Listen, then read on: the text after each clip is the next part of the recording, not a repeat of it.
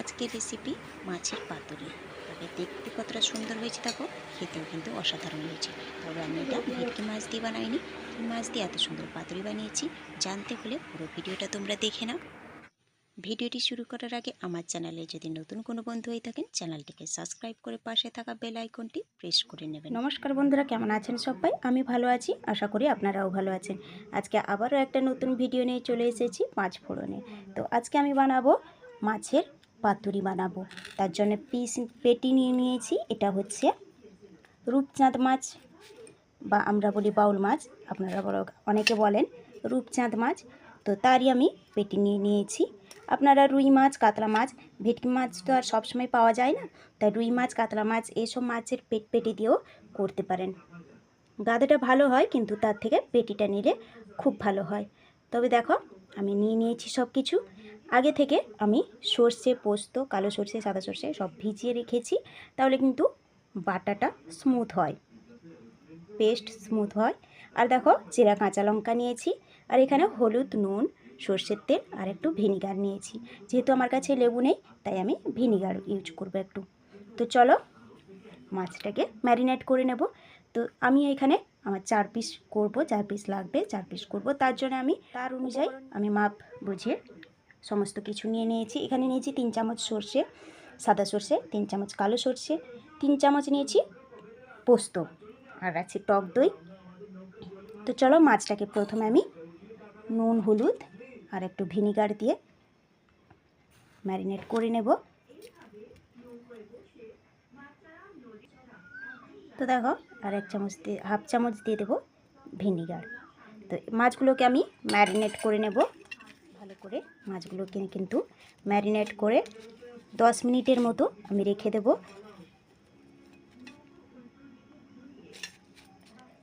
তো দেখো, ম্যারিনেট করা হয়ে গেছে। আমি এগুলোকে ঢাকা দিয়ে রেখে দেব। এবারে আমি চলে যাব, এগুলো পেস্ট করে নিয়ে আসব। এটা আমি ছেঁকে নেব, একটু ছাঁকনিতে ছেঁকে নেব, নাহলে তলায় বালি নোংরা থাকে। তার জন্য আমি ছেঁকে নিয়ে সঙ্গে পেস্ট করে নেব। আর নেব 3টে কাঁচা লঙ্কা, এগুলো একসঙ্গে আমি পেস্ট করে নিয়ে বেটে নিয়ে চলে এসেছি। এবারে আমি এটাতে নিয়ে নেব।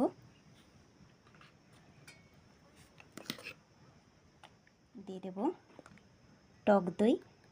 টক দই যেহেতু আমি অল্পই নিয়েছি, কারণ মাছ আমার মাত্র 4 পিস, তার জন্য একদমই অল্প। এবারে মাছেও দিয়েছি, আর সর্ষে বাটাতেও আমি নুন দিয়ে বেটেছি, তাহলে মাছটা সর্ষেটা তেতো হয়ে যায় না। এবারে আমি মাছগুলো দিয়ে দিলাম।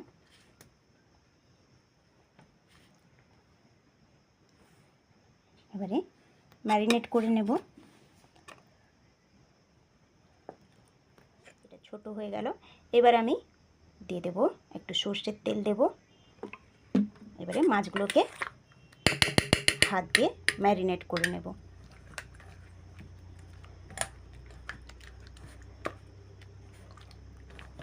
এইভাবে আমি ম্যারিনেট করে 20 মিনিটের মতো মাছগুলোকে রেস্টে রাখবো, তাহলে কিন্তু সবটা মশলাটা মাছের ভেতরে যায় ভালো করে। তার জন্য আমি 20 মিনিটের জন্য এটা ঢাকা দিয়ে রেখে দেবো। এবারে আমি হাত ধুয়ে উনানটা ধরিয়ে নেব।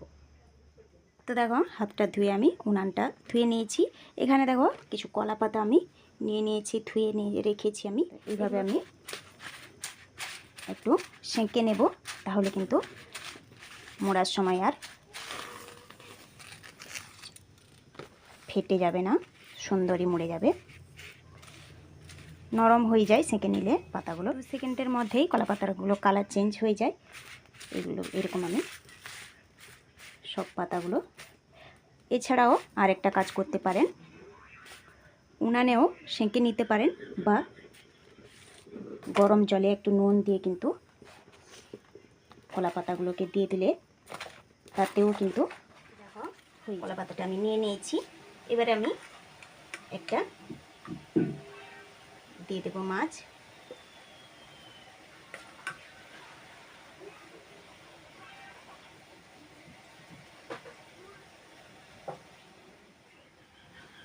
তো দেখো এবার আমি উপর থেকে কাঁচা লঙ্কা একটা দিয়ে দেবো, আর দেবো একটু সর্ষের তেল, উপর থেকে একটু ছড়িয়ে দিলাম। এবার আমি ফোল্ড করে নেব, এইভাবে আমি মুড়ে দেব, এরকম করে এদিক থেকে নিয়ে এবার আমি কটনের সুতো জড়িয়ে দেব, এরকম করে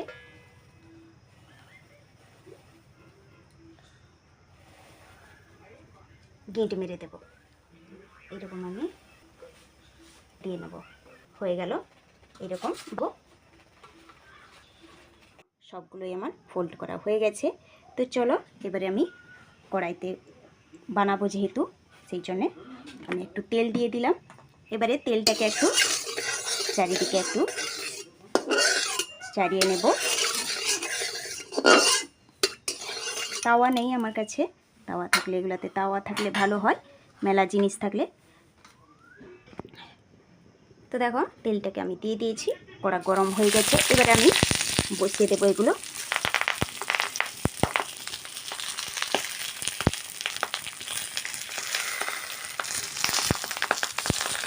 বসিয়ে দিলাম।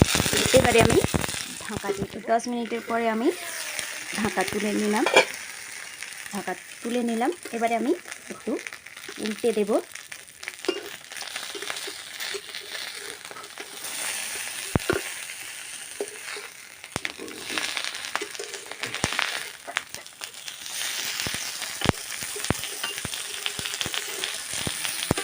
এবারে আমি আবারও 15 মিনিটের মতো, 15 থেকে 20 মিনিট মতো ঢাকা দিয়ে দেবো।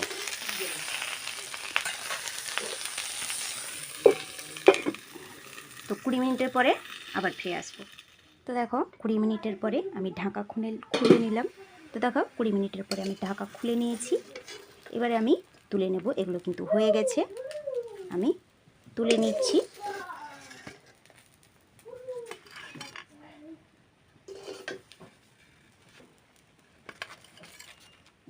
তো দেখো নামিয়ে নিয়েছি। এটা একটু ঠান্ডা হলে আমরা এখনই খেতে বসবো, কিন্তু হাত দেওয়া যাবে না এখন, একটু হালকা ঠান্ডা হলে আমি খুলে দেখাচ্ছি কীরকম হয়েছে। তো দেখো আমি কেটে নিয়েছি সুতোটা, আরও একটা সুতো কিন্তু থেকে গেছে, এটা কেটে নেব।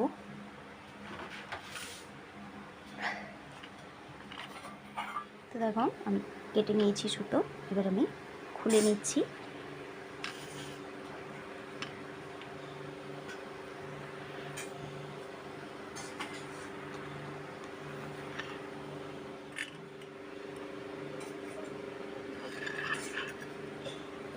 কেটে দেখাচ্ছি এখন।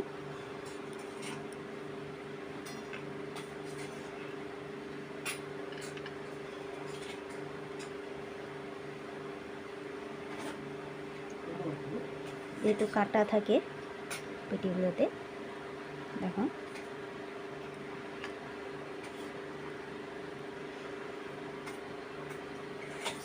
কতটা সুন্দর। তো দেখতেই পাচ্ছ কতটা সুন্দর হয়েছে, আর মাছটাও কিন্তু পুরো সেদ্ধ হয়ে গেছে। ভেটকি মাছের স্বাদ পুরোটা না পেলেও এই মাছে কিন্তু অসাধারণ টেস্ট আসে। তো আপনারা তো বানান, আমি যেভাবে বানালাম, একবার হলেও আপনাদের কাছে অনুরোধ রইল এইভাবে বানানোর। তো আজকের ভিডিওটা কেমন লাগলো অবশ্যই কমেন্ট করে জানাবেন, ভালো লাগলে লাইক শেয়ার করে দেবেন। তো সুস্থ থাকবেন, ভালো থাকবেন, খুব শীঘ্রই দেখা হবে পরের একটা ভিডিও নিয়ে। তো চলো আজকে এখানেই শেষ করি।